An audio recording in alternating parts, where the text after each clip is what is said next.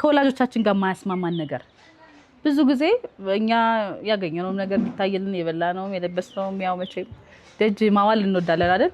እነሱ ደግሞ ምንድነው ደበቅ ብታረጊው ምንድነው ሸፈን ብታረጊው ምንድነው እንደዚህ ብትይው በተለይ በፊት ስልክ በእጃችን እንደዚህ ስንይዝ ቦርሳሽ ውስጥ ብታረጊው ምንድነው አይ ሲጠራ እኮ አልሰማውም ምናምን እንደው ቡዳ ካላየ አይበላም ትላለች።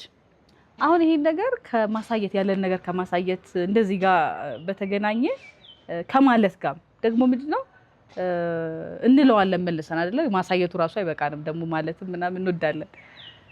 ምንድነው የተፈጠረው መሰላችሁ? አራስ ቤት ነው አንድ ሴትዮ ሊጠይቁ ይመጣሉ አራሷንና መጀመሪያ ጊዜ ላይ ልጅ ተወልዶ የመጀመሪያ እንግዲህ ገና ከመፈጠሩ ስለሆነ ከመወለዱ ስለሆነ ጡት መያዝ መጥባት ምናምን በጣም ያስቸግራል።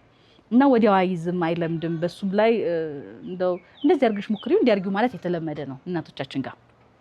አሁን እኚህ ሴትዮ ምን ይላታል አራሲቱን እንዴት ነው ለመደልሽ ያዘልሽ ጡቱ ምናምን እንዴው በጣም ከዚህ በፊት እንደውም ሆኖ የሚያውቅ ነው የሚመስለው አለቻቸው። ደበቅ አድርጋ አራ አይባልም ለምን አይ እንዴ አይባልም እንደዚህ እኛ በሀገራችን እንደው ምጣድ እንኳን በጣም ቆንጆ ሆና ስትሰማ ጥሩ እንጀራ እንኳን ስታወጣ እንዴት ናት ምጣዷ ከተባለ አረ ግምናት ነው የምንለው።